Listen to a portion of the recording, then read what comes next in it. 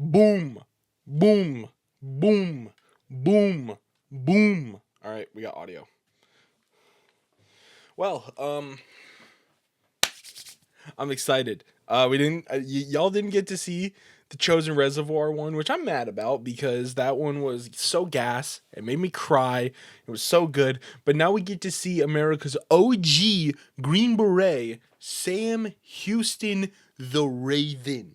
All right, we're here. Mini-Me is here. Let's get into this shit. Now, granted, I have no authority to declare anything, but if you were to ask my opinion, this is the first Green Beret in American history.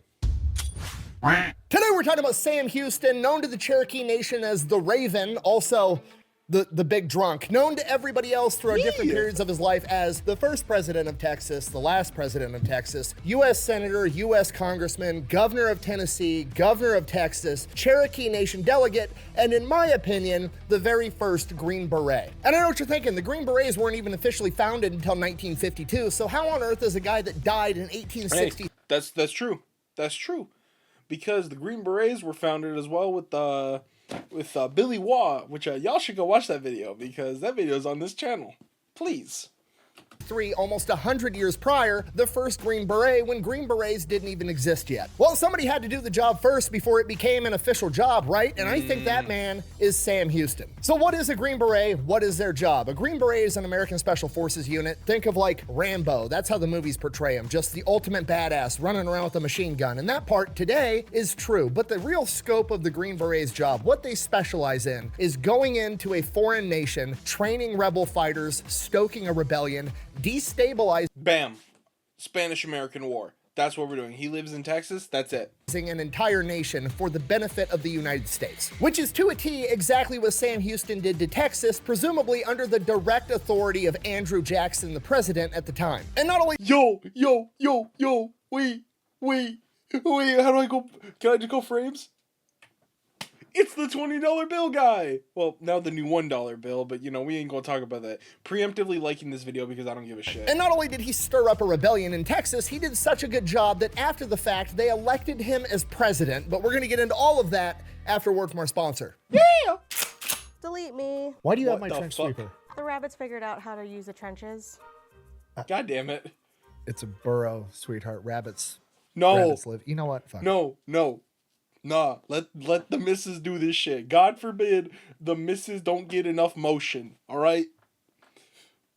It's fine. All right, here's the deal. Super simple, straightforward business model. You give them money, they turn around and make sure the data brokers on the internet aren't selling your personal information. What does that even mean? Okay, here's the entire internet and every free service on the planet inside of a nutshell, okay? There's a saying, if you're not paying for the product, you are the product. What that means is pretty much anything on the internet that you use, that's a service, whether that be Google, Facebook, Instagram, Snapchat, all of it, okay? It's all an app. So one of two things is happening. They're either gonna feed you ads, and that's how that company makes money since their service is free, or they're going to collect your personal information, then turn around and sell it to data brokers on the internet, and then they're going to turn around and sell it to whoever buys it, and next thing you know, you're getting 17,000 robocalls every single day. And that's where Delete Me comes in. They will look through all the major data brokers and find the ones that are selling your personal information and submit opt-out requests on your behalf, and then they are legally obligated to comply. And then they'll continue to monitor these data brokers, and if they get your information again, Delete Me will submit an opt-out request again. Basically, you're paying Delete Me to get rid of all the downsides of all of the free stuff on the internet, which I think is absolutely worth it. If you want to check them out, I'll have a link and a discount code down below. Let's get back to the video. Go check that out. Sam.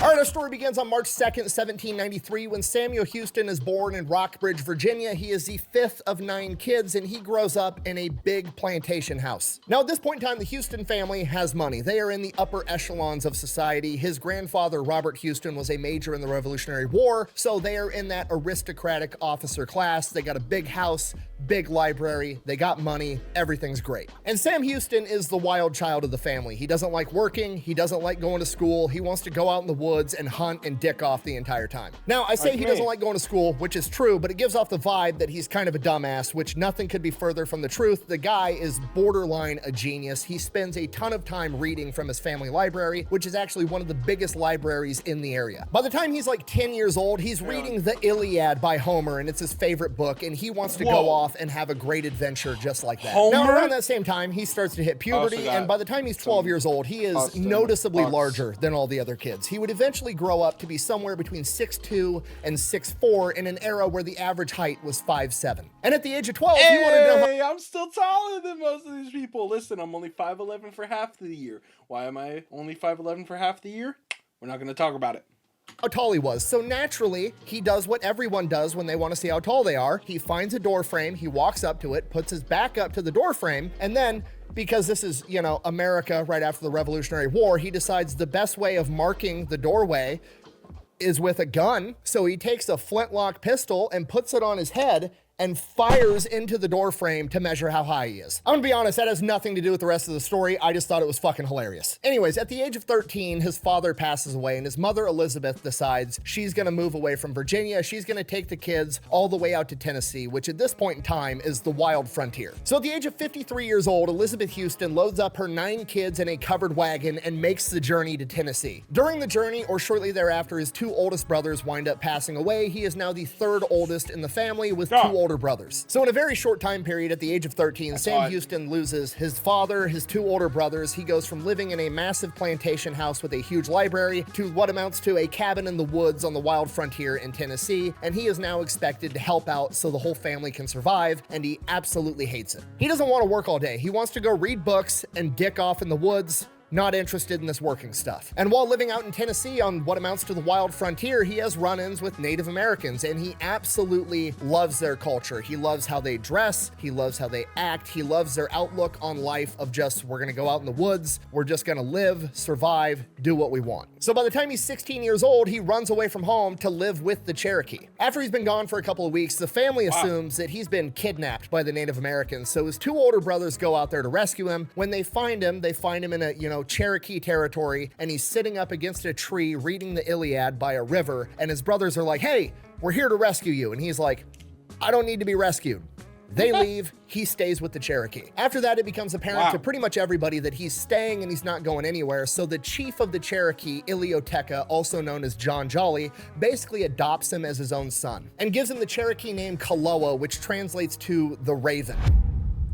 The Raven? From here, he spends the next 3 years of his life living as a Cherokee, knows how to shoot a bow and arrow, knows how to ride a horse, everything. Then in 1813, he's 19 years old, he's been living with the Cherokee for 3 years, and he hears about the War of 1812 that's going on right now. Young man, grandfather fought off the British in the Revolutionary War. The British are back at war with America again. He interprets it as the Revolutionary War Part 2.0, so he wants to go off and fight for his country just like his grandfather did. The problem, he's 19, and at this point in time, you have to either be 21 years old or have parental consent to join the American military. So he goes back home to his mom, Elizabeth, to get permission to join the military. Mom does in fact give him permission, but she also says, and I quote, "My son, take this musket and never disgrace it. For remember, I had rather all my sons fill one honorable grave than one of them should turn his back to save his life. Go and remember too that while the door of my cottage is open to brave men, it is eternally shut against cowards." Come back with your shield. Or on it. Now remember, Sam Houston's grandfather was a major. He comes from officer lineage. He could join the military in the officer class, but that's not his style, so he just joins the infantry as a private. And by sheer chance, he gets attached to the 39th Infantry under the command of Andrew Jackson. He pretty much immediately starts climbing up through the ranks. I mean, he's a 6'2" giant in an era where everybody else is 5'7". He's also been living with the Native Americans in the woods for the past 3 years. He's an excellent soldier. Now, a little bit of context on the War of 1812. We're not gonna get into the whole thing. Brief summary, it's basically about maritime rights. Essentially, the British are coming over, they're capturing American ships, and they're forcing all the American sailors to be conscripted into the British military. America uses this as an excuse to go to war, then they try to annex part of Canada. The entire thing just devolves into one big pissing match, basically America telling Great Britain, we're not gonna let you bully us. And during the War of 1812, different American tribes picked sides. So like the British were backed up by the Creek Indians, and the Americans were backed up by the Cherokee. Because of this, in August of 1813, 1,000 Creek Indian warriors decided that they were going to attack an American fort, Fort Mims in Alabama, which they did, and they proceeded to slaughter 500 people. Now, obviously, this is a frontier and everybody was dead, so it takes a while for word to get back to Washington when it actually happened, but once they hear word, they send in Samuel Jackson, Andrew Jackson, and the 39th Infantry Division. Wait, what? Samuel Jackson, Andrew Jackson, and the 30. Oh my god, the error. Bro, man. Can't have shit in this house. 39th Infantry Division, accompanied by Samuel Houston, to go exact revenge. The whole Sam Houston, Andrew Jackson thing is going to mess me up this entire video. Samuel L. Jackson, it'll get you drunk. By the time the 39th Infantry tracks down the Creek Indians, it's March of 1814, and Sam Houston has risen to the rank of lieutenant all on his own. He has achieved officer class through his own merit, not nepotism. So the 39th Infantry tracks down the Creek. You see? You don't need to have the super rich parents and uncle that are providing you with this nice ass $3 million home that just ever so happens to be in a geographically cucked area of San Diego. I'm glad Asmongold beat Hassan Piker in the streaming award thing, whatever that was. It was like the top 10 list of the biggest streamers. Homeboy had to be seething. Creeks, and it is not going to be an easy battle. They are held up in a place called Horseshoe Bend, probably one of the best defensive positions geographically you could possibly have. It's this little like peninsula type thing. Brother, you're telling me I gotta go around that? Or is that a lake? Oh, it's a lake. Fuck. Oh my god.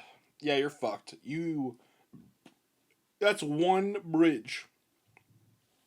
It's over. With a river on 3 sides, and on the one way in, they have a massive barricade made. They're in a fortified fighting position. They have British muskets, British supplies. This is not like you see in the movies where I always keep forgetting as well about how Indians, are Indians, not the other ones, but how they always they went from bow and arrows to like guns, not fairly quick, but like once we hit the scene, it was like, yeah, let's swap to that. And it wasn't until like repeater rifles came out that Indians basically got fucked up.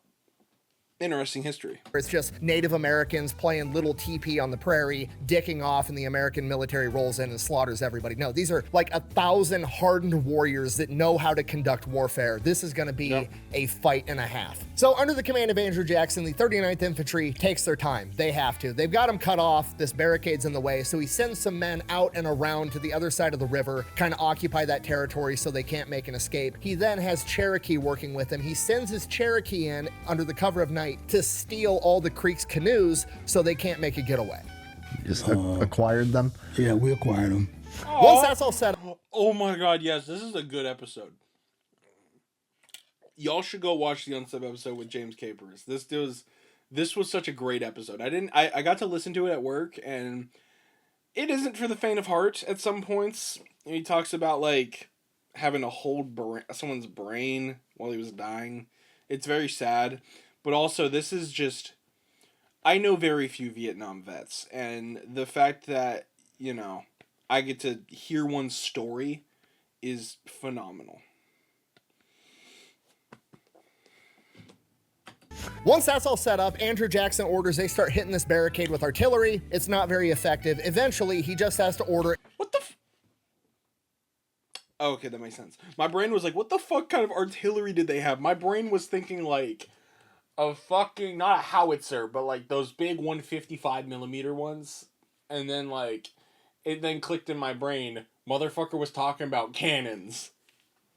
A full frontal assault into this fortified barricade. So they rush the barricade. The first guy over the barricade is Lineal Montgomery, the guy that Montgomery, Alabama is named after. He gets shot and killed immediately. The second guy over the barricade is Sam Houston. It is now 6'2", 225-pound giant Sam Houston with a fucking sword hopping over the wall, fighting Native American warriors, trying to give his men enough time to also scale the wall. During this fight, he ends up taking an One moment. arrow to the thigh, but keeps fighting till the rest of his men are able to scale over this wall. Whoa. Who threw this thing at me? Shut up, baby. So thanks to Sam Houston, they've broken through the first fortified position. The Creeks have fallen back to their secondary fortified position, and Sam Houston now takes the time to grab another lieutenant and is like, you, come here, yank this arrow out of my thigh. This lieutenant yanks on this arrow, doesn't budge. It's barbed. The Creek Indians used barbed arrows.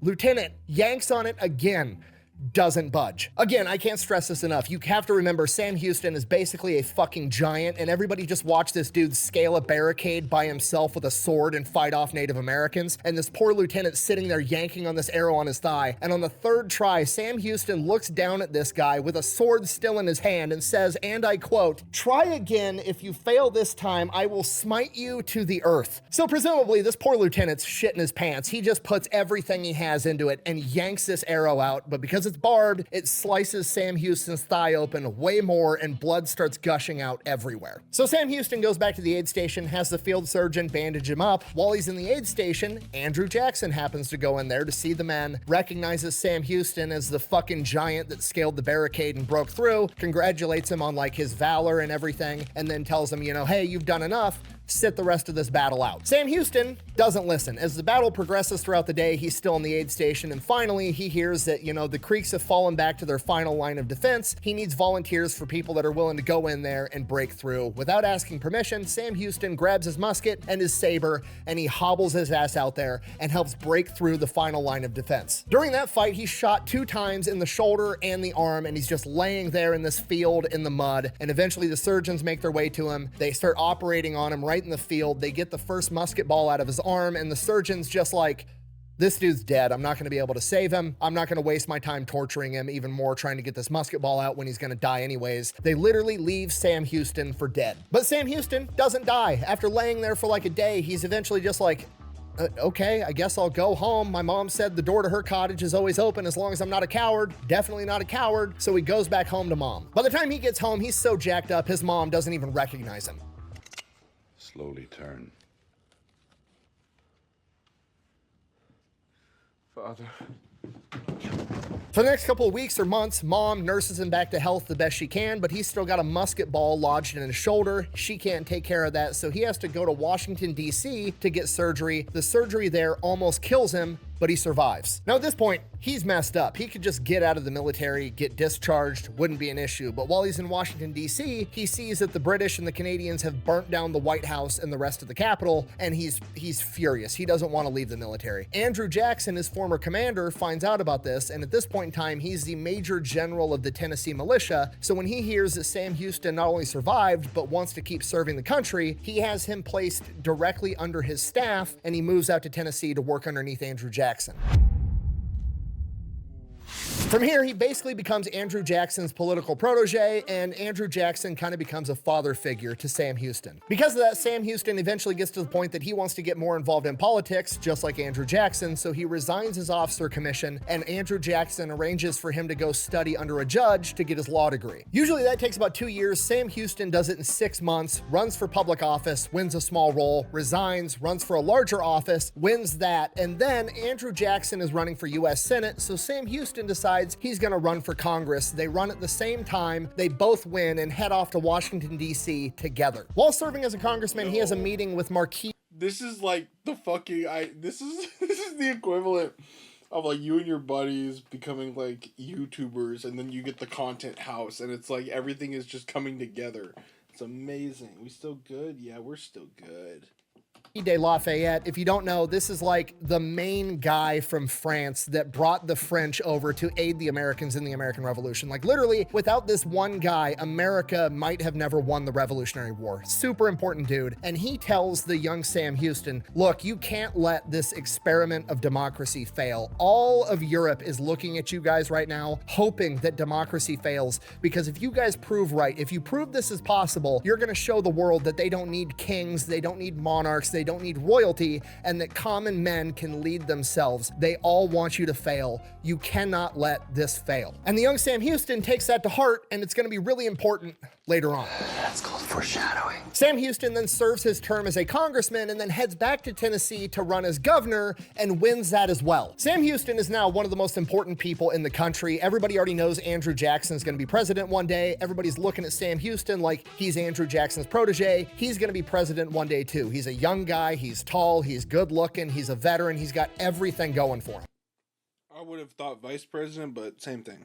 So the next thing to do on the political checklist is to get a wife from some wealthy, noble, well-to-do family, No. which is exactly what he does. He goes out and marries this rich girl from Nashville, Tennessee, and their marriage only lasts for about 11 weeks before they wind up getting divorced. At the time, this was a humongous political scandal. This, up-and-coming politician, the governor of Tennessee, gets married and then gets divorced 11 weeks later. Like, this is a huge deal. It's got everybody talking. Now, we don't know exactly why they got the divorce, but the best guess that I was able to find was Sam Houston had accused her of cheating on him publicly, which was a huge no-no, and then he got proven wrong. She didn't cheat on him, which was an even bigger no-no. He disgraced and dishonored his wife and her family, which was a wealthy, powerful family in Tennessee. He is basically forced to resign in disgrace from the governor of Tennessee. This is an enormous taboo at the time. Like, that's it. He's done. He's nuked his entire political career, has no idea what to do with his life. So he's like in the depths of depression, has no idea what's going on, and he's like, fuck it, I'm just gonna move back into Indian territory. And at this point in time, the Cherokees that he had been living with had been relocated to Oklahoma, so he just sets off to Oklahoma. So that's it. He just disappears in disgrace. He boards a riverboat headed out towards Oklahoma. While he's on this riverboat, he's really considering throwing himself overboard, and he finally convinces himself that's what he's gonna do, and he's standing there at the guardrail of this riverboat, and he's about to just throw himself in the river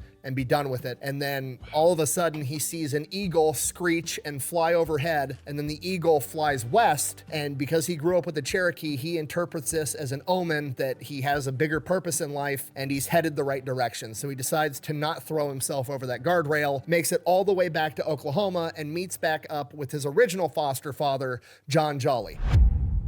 Oh no. From here, he's just out there living with the Cherokee, becomes a pretty brutal alcoholic. He's drunk 24/7. When he's not drunk, he opens up a trading post, starts running back and forth between Fort Gibson and the Cherokee Nation, delivering supplies. That's how he makes his money. He's drinking so much that the guy in charge of Fort Gibson accuses him of buying booze to sell to the Native Americans, when in reality, he's just drinking it all himself. And this is the point in time when the Cherokee go from referring to him as Raven to the Big Drunk. Despite that, he still did manage to do some good. He understood politics. He knew how politics worked at this point in time. And there was a bunch of like government contracts being given out to, companies that were supposed to go help the Native Americans do things. And a lot of these companies would just take the money and not actually render the service to the Native Americans. There was also illegal smuggling going on, all kinds of stuff. So Sam Houston went and rooted out a lot of that corruption. And this goes on for years. And then like 3-4 years later, the Cherokee Nation, for some reason, has to send a delegate to Washington, D.C. to represent them. And despite his alcoholism, he's still the best man for the job. He has political experience. He knows both cultures. He speaks both languages. So they elect him as their delegate and send him to Washington, D.C. And when Sam Houston shows up in Washington, D.C., he shows up dressed in a Cherokee outfit, speaking Cherokee. Topper Harley? Once Perhaps. Now I am called Tuca Chinchilla. What does it mean? Fluffy bunny feet.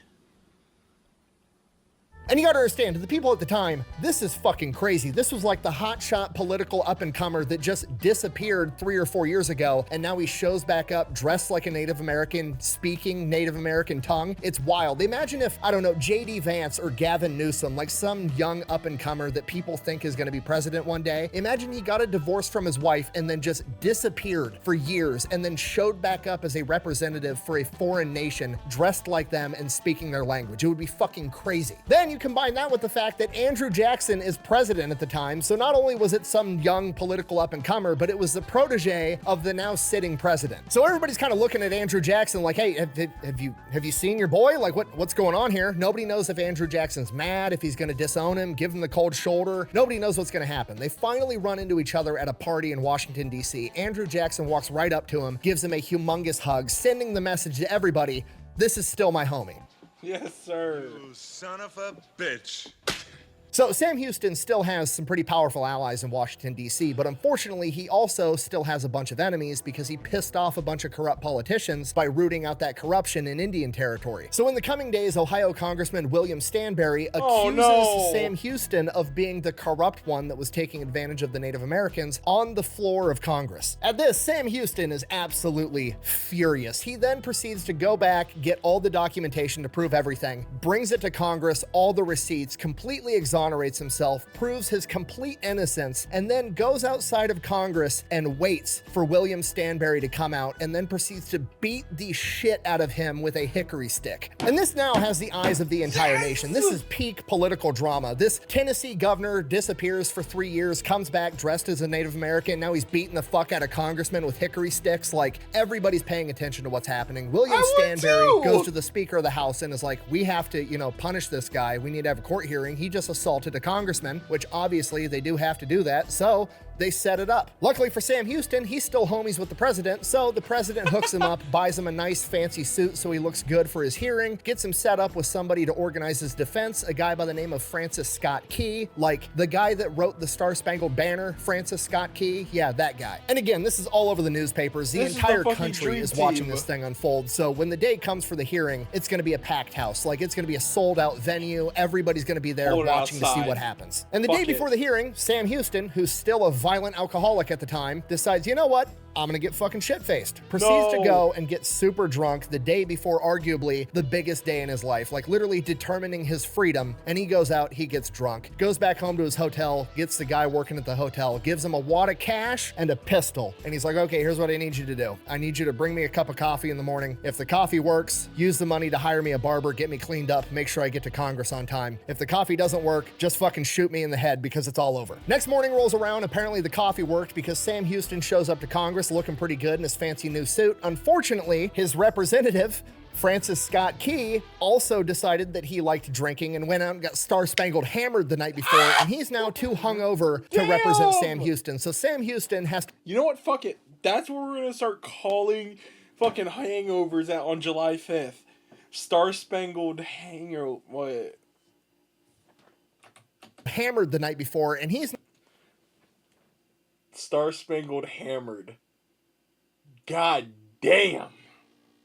He's now too hungover to represent Sam Houston, so Sam Houston has to represent himself. You may present your client's case. You're fired. He goes up there, presumably hungover, delivers a speech that apparently is just awesome because the packed floor of Congress gives him a standing ovation. Everybody absolutely loves it. Despite that, he's still— It's like a dream I had. I don't know if I talked about that in the My Dream series, but it was like that. I was like in Target and I'm like insulting someone and like it had the whole like, I did talk about this, yeah. Oh, the super hot fire bit where I'm just like, pow.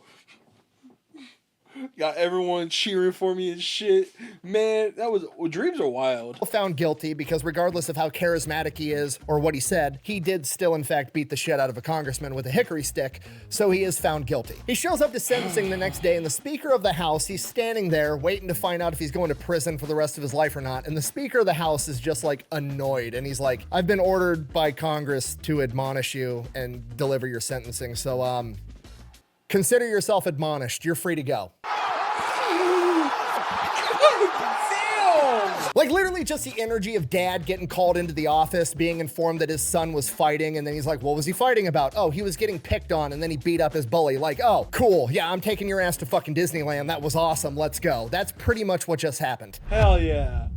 Come and take it. From here, Sam Houston has just re-entered the political spotlight in spectacular fashion. I mean, dude came out of nowhere, beat up a corrupt politician. Who wouldn't want to do that and then gets away with it scot-free? Like, he has just re-won the heart of the entire nation. Everybody now loves this guy. So now Sam Houston is no longer just Andrew Jackson's homie that's a little bit weird wearing Native American clothing. He's loved by the entire nation. He's got some political capital behind him, and Andrew Jackson presumably concocts a plan. Now, important context, Andrew Jackson really, really wants the Texas territory to be part of the United States of America. He thinks it's going to be the most important, most profitable, biggest, most powerful state in the entire union if he can get them to join the United States. By this point in time, there's already a ton of American and European settlers that are moving to Texas and buying land because it's so incredibly cheap there because nobody lives there and it's so damn big. Andrew Jackson's been trying to buy the Texas territory from the Mexican government for a while now, but the government keeps changing so much that he can't get any traction on the negotiation. There's already some disputed territory between the two, and now he has a 6-foot tall, 250-pound giant that's got military experience and an outrageous amount of charisma, and in the back of his head, presumably, he's like, I could send this guy in there to start a revolution and then take it over. Whose car are we gonna take? I want to be clear when I say this. I want to be 100% intellectually honest. We have no written evidence that Andrew Jackson sent Sam Houston into Texas to start a revolution. However, most of the Texas Revolution historians that specialize in this all agree, like, yeah, Sam Houston didn't just accidentally wake up one day in the political spotlight and be like, you know what would be a good idea? To move out into the desert of Texas for no fucking reason. Then when you combine that with the fact that Andrew Jackson then proceeds to make Sam Houston his emissary to the Comanche, Apache, and Cherokee Indians in the Texas territory, and then gave him a bunch of money and financial backing and sent him there, it just kind of makes sense. And this is why I would argue that Sam Houston is the first Green Beret. He is essentially, presumably, under presidential orders to go into a foreign nation, destabilize it, and acquire it for America. Now, to be fair, it's already pretty unstable. It's not densely populated. There's a ton of civil wars going on in Mexico all the time, and Texas is kind of like an out backwater for Mexico. Like, there's not a lot going on up there as far as Mexico is concerned. On top of that, it's mostly populated by European immigrants and Native American tribes from North America that have been relocated down there. I mean, at this point in time, the native Mexican Tecanos only make up about 1/8 of the population inside the territory of Texas. So Sam Houston heads down to Texas, crosses into Texas by himself on horseback in December 2nd, 1832, presumably under orders by the President of the United States to acquire the entire region. So Sam Houston rides into Texas and immediately starts establishing himself as a politician inside of Texas. First thing he has to do, he has to get baptized as Catholic, because you have to be a Catholic to own land in Mexico. Once he does that, he acquires like 4,000 acres of land, and then he opens up his law practice. From here, he discovers there's already a group of like local politician and wealthy business people that want to have a Texas revolution and separate from Mexico. This is called the War Party. And the War Party isn't just comprised of European and American immigrants, it's also comprised of native Tecanos too, and they want to be separated from Mexico as well, because Mexico right now is being ran by Santa Anna, who more or less is a pretty brutal dictator who views all of his constituents, especially those in Texas,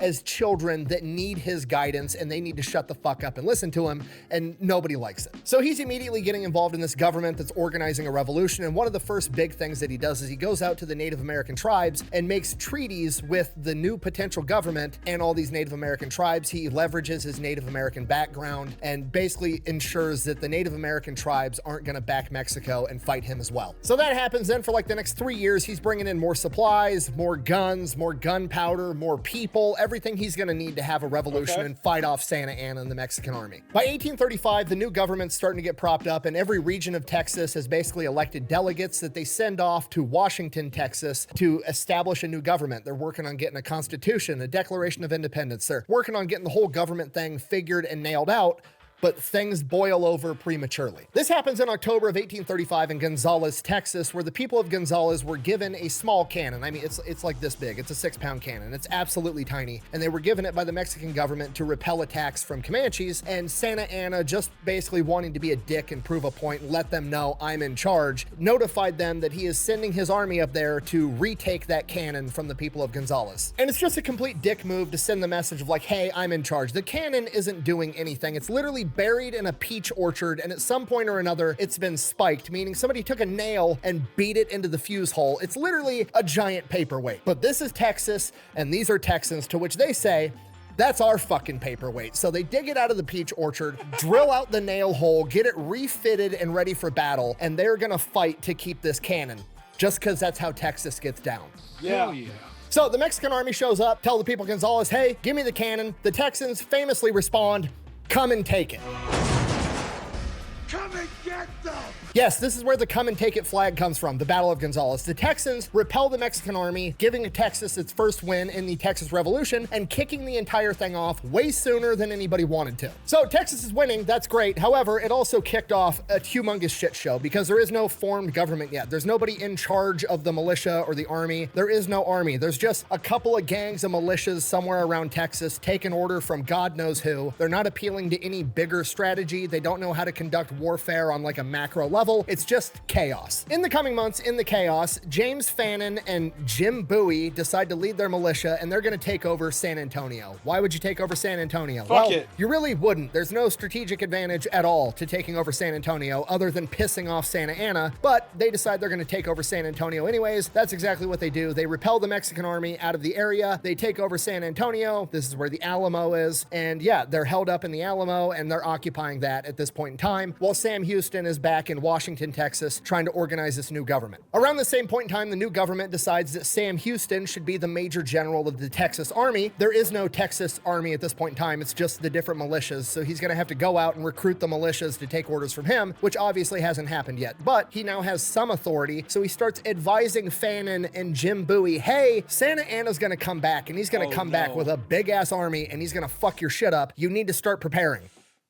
They don't listen. So we've got like 250 guys plus Jim Bowie and Davy Crockett out there at the Alamo. And then James Fannin took 400 men out to a place called Goliad in the same area. And they're kind of just hanging out, not really getting ready, not getting prepared. Sure enough, February of 1836 rolls around and Santa Anna shows up with thousands of men at the Alamo. Santa Anna and his men then lay siege to the Alamo for 13 days straight. During this time period, word gets back to the new government that the Alamo's under attack. A lot of the delegates and people there all want to ride out to back up the Alamo. At which point Sam Houston is like, no, we need to get this new government shit figured out. You guys stay here. I'll go handle it. Sam Houston takes off to Gonzales, Texas, where there's 400 men waiting to serve underneath him. By the time he gets there, right around the same time, he gets word that the Alamo has fallen and everyone's been killed. All the men are ready. They want to go fight. They want to go get revenge, but Sam Houston has a plan. He orders everyone to retreat to the east away from the Alamo. He then sends an order to James Fannin in charge of the other 400 guys at Goliad, tells him to do the same thing, retreat eastward, we'll regroup, we'll fight together. James Fannin doesn't listen, gets surrounded, and is forced to surrender. Once they've surrendered and are now prisoners of war, Santa Anna has all of them executed. So that's it. Sam Houston and his 400 guys are the only army left in Texas to be able to fight back against Santa Anna, and he is not interested in fighting him right now. He's headed the other direction, east. And nobody knows why. The men are getting pissed off. They want to turn around and go fight, but it's going to be a disaster because he has thousands of men versus 400. The new Texas government wants him to turn around and fight. He keeps denying the order. He's like, no, I'm keeping my own counsel. We're heading east. Just trust me. He's got some plan, but nobody knows what it is. And he's driving his men hard. They're covering like 25, 30 miles a day. They cross the Guadalupe River. Then they cross the Colorado River. And then the new Texas government sends out a delegate, David Burnett, and he basically has the orders to tell Sam Houston, turn around and fight Santa Anna, or I'm going to take control of this army and I'm going to go do it. To which Sam Houston is like, just come here. Let's go have a meeting in my tent and talk about some stuff. Burnett goes in the tent. They have a conversation. All the men are outside like, what the fuck are they talking about in there? Oh, Burnett's going to be in charge. We're going to go fight Santa Anna. Burnett and Sam Houston come back out. Burnett is now 100% on the same page as Sam Houston. They're going to continue heading east. Everybody is like, what the fuck is going on? The men legitimately are concerned that Sam Houston has put Burnett under some type of Cherokee spell. In reality, Sam Houston has just revealed to Burnett his plan. You see, the United States of America and Mexico don't really agree on where Texas is. There's a disputed territory, a no man's land, so to speak, between the Natchez and the Sabine River. That area, America is claiming they own all the way up to the Natchez, and Mexico's claiming they own all the way up to the Sabine. So this area in the middle is disputed territory. And Sam Houston knows that Andrew Jackson has sent the American army under the command of General Gaines all the way up to the Sabine River, and the American army is sitting on the Sabine River waiting for Sam Houston to show up. And if he can bait Santa Anna past the Natchez River into that no man's land, the American army is going to have just enough leeway to be able to go in there and back him up without it being an act of war, because they get to argue, I didn't invade Mexico, that's our territory, it's disputed land. Okay, if you're not picking up what I'm putting down, this is an antique clandestine operation, and Sam Houston is the world's first Green Beret. Okay, that's exactly what's happening right now. The next day, Sam Houston gets 2 letters. One of them is from Santa Anna, where Santa Anna basically says, I'm coming to get your ass, as his army is chasing Sam Houston. His exact words were, I'm coming to smoke you out, which is a huge mistake, telling Sam Houston exactly what you're doing, especially when that's secretly what he wants you to do. The other letter is from General Gaines saying, the American army is right on the Sabine River. We're ready.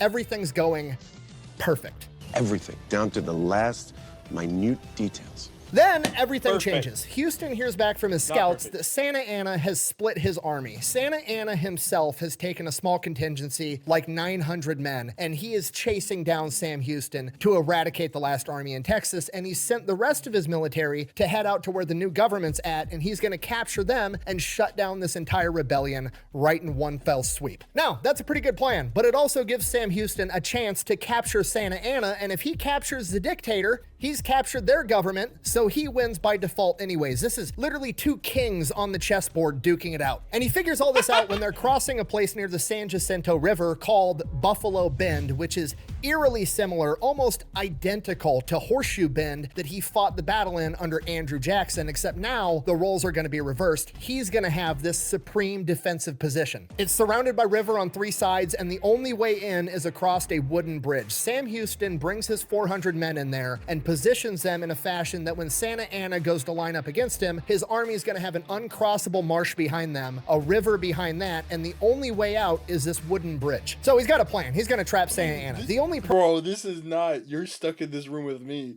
I'm stuck in this room with you, I think. problem now is it's 400 men with Sam Houston versus Santa Anna with 900. Not looking like great odds. Now, I can't prove that this happened, but I'm going to go out on a limb and say that Sam Houston wrote a letter to General Gaines over on the Sabine River and is like, hey, we're not going to make it. Why do I think he wrote this letter? Well, because coincidentally, while he's in Buffalo Bend, like 500 American volunteers that all had recent military experience all show up carrying US-issued rifles and several cannons. What are the odds of that? Okay, I know what you're thinking. That's crazy. The American military can't go invading a foreign nation. That would be an act of war. You're absolutely correct. And I'm sure, I'm positive there's absolutely no way that General Gaines told his guys what was going on and then proceeded to look the other way while 500 dudes dressed out of their uniforms into civilian clothing and then marched their asses into Mexico to back up Sam Houston. I'm positive that didn't happen. Anyways, regardless of what happened, Sam Houston now has 900 well-armed men and 2 cannons, and Santa Anna's coming after him with 900 men. But Sam Houston has the geographical advantage. He's got Santa Anna absolutely cornered. Sure enough, Santa Anna marches his army right into Buffalo Bend, lines up right against Sam Houston. He has no idea that Sam Houston has been fortified by 500 American volunteers, so he sets up camp and he wants to give his men a chance to rest before he has to kick Sam Houston's ass and crush this rebellion. So that's exactly what they do. While that's going on, like 400 more reinforcements show up to back up Santa Anna. Now he's got like 1,350 men. They're setting up tents, they're taking naps. His cavalry takes all the saddles off the horses to give the horses a break, and Sam Houston's looking at this like, okay, fucking Mr. Big Swinging Dick Dictator over here thinks I'm locked in here with him. No, he's locked in here with me. He then starts giving orders to his men. You guys, go destroy the fucking bridge. You guys, cut up a bunch of horseshoes and load them in the cannons. I've got an idea. His men then go destroy the bridge. They come back. They let him know the bridge has been destroyed. At this point, he forms up the men. He's got 2 companies on each side with 2 cannons right in the middle, and he's got his cavalry hiding in the woods, and they're going to do this big sweeping flanking maneuver when they decide to attack. He then delivers a speech to his men. I'm paraphrasing, but it's basically, listen here, the bridge is gone. I've metaphorically burned the boats. This is now a matter of victory or death. We are locked in this cage with these guys. We're going to go fucking win. And he delivers his famous words, remember the Alamo, remember the Goliad, and they start marching towards the Mexican army. This is like 3 o'clock in the afternoon. The Mexicans thought that they were going to handle this tomorrow morning. No, they're handling it right now. They're scrambling out of tents. The horses don't have saddles on them. The cavalry's going to have to fight on foot. It's a giant shit show for the Mexican army. They hastily form up. Santa Anna's got 1 cannon with him. He orders the cannon to fire at Sam Houston's 2 cannons. It misses. Sam Houston orders a return fire. The horseshoes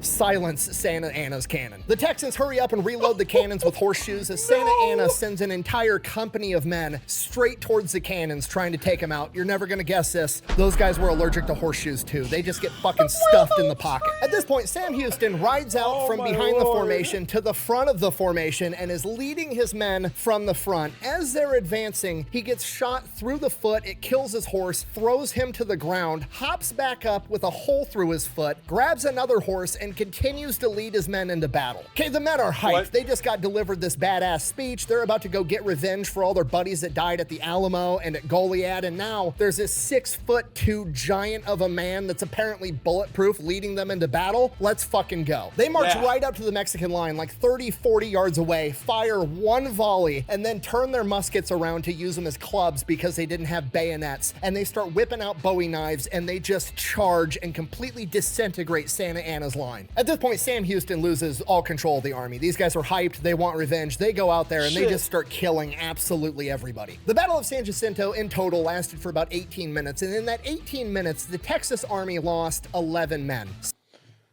Bro, We spent more time on this video than the battle itself. Santa Anna, on the other hand, lost 650 men, had 200 wounded, and 300 were captured. But Santa Anna is MIA. Nobody knows where this guy went. They spend all day looking for him. They eventually find him the next morning, hiding in some tall grass in civilian clothing that he had robbed from a nearby house. Got your ass. The men take him prisoner. They bring him to Sam Houston. All the men want to kill him. They want to kill him right now. He killed a bunch of dudes at the Alamo, killed a bunch of guys at Goliad.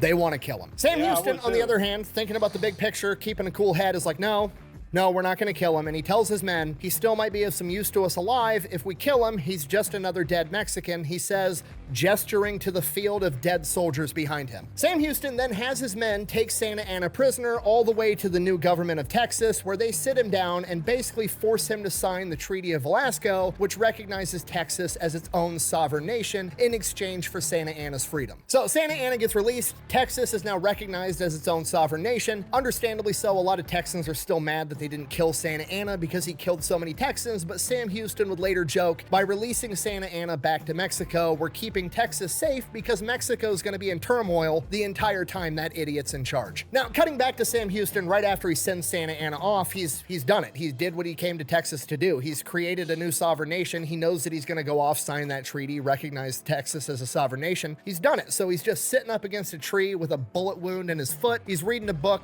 chilling, resting, having a good time. And then a woman by the name of Peggy McCormick, the lady that owns the land that the Battle of San Jacinto was fought on, comes up to Sam Houston and just starts chewing his ass about all the dead Mexicans that are on her lawn. And Sam Houston is like, ma'am, a famous battle was just fought here. Like, we won. Texas is its own nation now. And she's like, I don't give a shit. Get all the dead bodies off. That is the most realist feeling ever. Like, I got land, and I would be mad too if like the military, if like the Marines and the PLA like had a battle in my backyard. I'm gonna be like, what the fuck, guys? Why does he not have pants? What are you doing to that thing? Just let me take the guns, man. I'll that's my counter offer. My grass. And I just thought that part was funny. They never ended up doing it. As far as I know, the dead bodies just sat there and rotted away into nothing, which, you know, not right, but that's what happened. Mr. President. So now Texas is its own republic. Most of the people in Texas and in the government just want to join the United States of America. So they go to the United States, they ask permission. The United States government basically says no, because at this point in time, we're kind of building up towards a civil war. There's an even number of slave states and non-slave states. And if Texas joins, it's going to sway that one way or the other and fuck up all of the American government. So they're just like, no, you can't join the United States of America. So they have to become their own country. And that means they're going to have a president. So they have a presidential election, and wouldn't you know it, Sam Houston wins in a fucking landslide. Who saw that coming? I did. Yeah, Sam Houston is not only the first Green Beret, he's so good at it, he accidentally became the president of the new country that he created. From here, it's a giant shit show. The guy's trying to build a nation from absolutely nothing. He's got all kinds of issues to handle, but his big thing is he's just trying to make it so Texas can get annexed by the US government. And the problem that he keeps running into is Texas currently has slaves, so if they join the US government, they're gonna be a slave state. That messes up all of Congress. So he's trying to, you know, get rid of slavery. He's getting a ton of pushback. He can't really get anything done. And the Texas Constitution says you can't be president twice in a row. You can be president 50 times, just not twice in a row. So when his term comes to an end, they elect a new president. And this guy's name is Lamar. And President Lamar does not really want to join part of Texas. He wants Texas to be its own sovereign nation, and he's super, super pro-slavery, does all kinds of fucked up shit, doesn't like Native Americans, doesn't like black people. He actually has a bill going through Congress that any free black people in Texas, you've got 2 years to get out, and if you don't get out, you'll be taken in as a slave. So he basically spends his entire term undoing everything Sam Houston did. While this is going on, Sam Houston is a civilian. During this point in time, he meets his true love, Margaret. They wind up getting married. They ultimately end up having 7 kids together. She's with him for the rest of his life. President Lamar's term comes to an end, meaning Sam Houston is eligible to run again, so he does. He wins in a landslide. First thing he does when he gets into office, he starts making treaties with all the Native Americans, trying to respect old treaties that Lamar had broken, and that bill that Lamar was putting through that basically said all the free black people in Texas were going to be forced into slavery if they didn't get out. He basically said, hey, look, if this bill goes through, I'm going to pardon every free black person in the state of Texas. Don't even fucking bother. So that bill was dead on arrival. From here, his whole goal in life at this point is to get Texas as part of the United States of America so he concocts another plan. He's going to pit the US and Great Britain against themselves. So what he does is he goes to Great Britain and he starts talking to them like, hey, we're looking at working out a trade deal with you guys. We could maybe, you know, be a province of Great Britain, blah, blah, blah, blah. America hears about this. The American government starts freaking out because if Texas joins Great Britain, they're going to be completely surrounded. They've got Canada up north. They're going to have Texas on the south. Britain still owns the ocean at this point in time. Like, it's just not a good deal. So they have to go to Texas and they're like, no, don't join Great Britain. And he's like, well, if you don't want me to join Great Britain, you better fucking let me join you then, huh? Okay. You son of a gun. He's so convincing in his lie that his homie, Andrew Jackson, who's now the retired president, writes him a letter and is like pissed off at him. Like, how could you abandon your home nation? How could you do this to us? How could you seriously consider joining Great Britain? And Sam Houston writes him back and is like, dude, I'm just convincing the American government to let me in. I'm never going to join those fucking tea drinking assholes. At which point Sam Jackson is like, just when I think you couldn't possibly be any dumber, you go and do something like this. And totally redeem yourself. I knew it. I knew I would say Sam Jackson instead of Andrew Jackson. My bad. Say what again? What? I dare you. I double dare you, motherfucker. Sure enough, his plan works. The United States government says Texas can join the Union, not as a territory, but as a full-fledged state. Sam Houston doesn't have the authority to just accept that offer up front. They have to put it through an election process. They asked the people of Texas. They voted in a landslide, and Texas becomes a state in the United States of America on December 29th, 1845. Sam Houston has been successful in his endeavor, meaning that he has just worked himself out of a job because the president of the Republic of Texas no longer exists. So he decides that he's going to run for Senate as Texas's first senator, and he wins, and he ships off to Washington, D.C. to represent the people of Texas. Once he gets to Washington, D.C., it's a giant shit show. The Civil War is a-brewing. There's all kinds of talks about secession, and he remembers back to his conversation with Marquis de Lafayette. He cannot let this union fail. He can't let America go to war with itself and let the kings and the monarchs of Europe win. He has to prove that common people can in fact lead themselves. He can't let them fight each other. And that becomes the only thing he cares about, is keeping the Union together, and everybody fucking hates him for it because he's in Washington, D.C. as a 6'2" giant national hero, and he is just chewing out extremists on both sides of the aisle. He's chewing out the hardcore slave owners, and he's chewing out the hardcore abolitionists. He's looking over at the slave owners like, slavery's wrong, you know it's wrong, we do need to get rid of it. Then he's looking at the abolitionists like, shut the fuck up, you're just acting like you're better than the slave owners when you're not. The only reason that you don't want to own slaves is because you're importing a bunch of impoverished Irish people and paying them slave wages. You're not any better than a slave owner just because you're renting slaves instead of owning them. Now, whether he's right or wrong, that's his opinion, and he's not afraid to tell it to absolutely anybody, and he pisses off everybody in doing so. Because of this, he's basically forced out of US Senate, so he goes back home to Texas, runs for governor, wins the governorship, and becomes the governor of Texas. From here, he's still doing everything he can to keep the Union together to prevent the Civil War. This is over the course of multiple interviews, but the man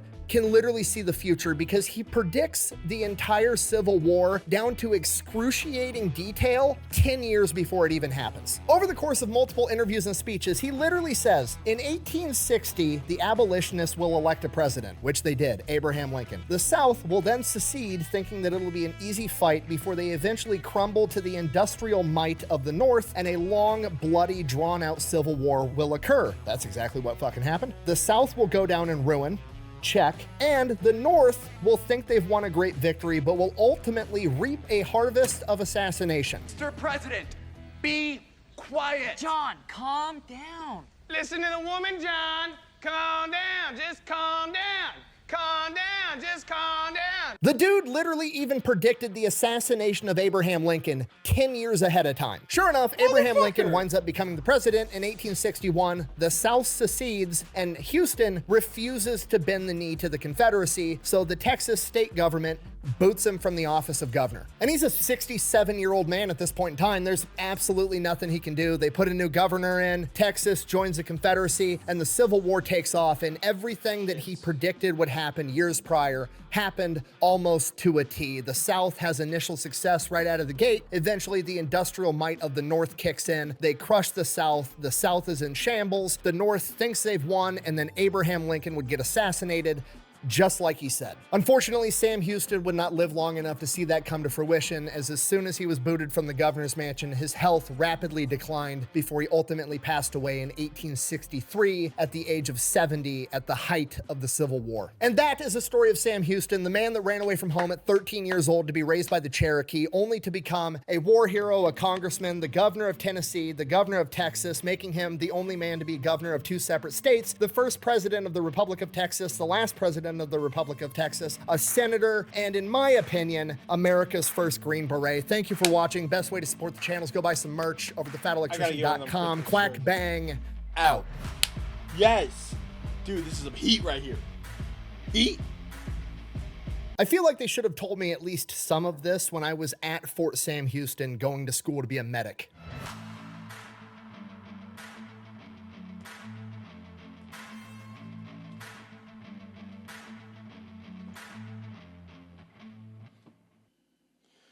Man.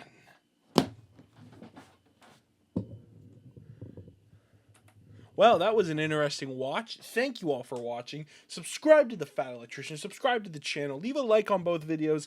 Leave a comment that says something heartfelt, like this video was ass. Thank you, and I'll see y'all in the next one.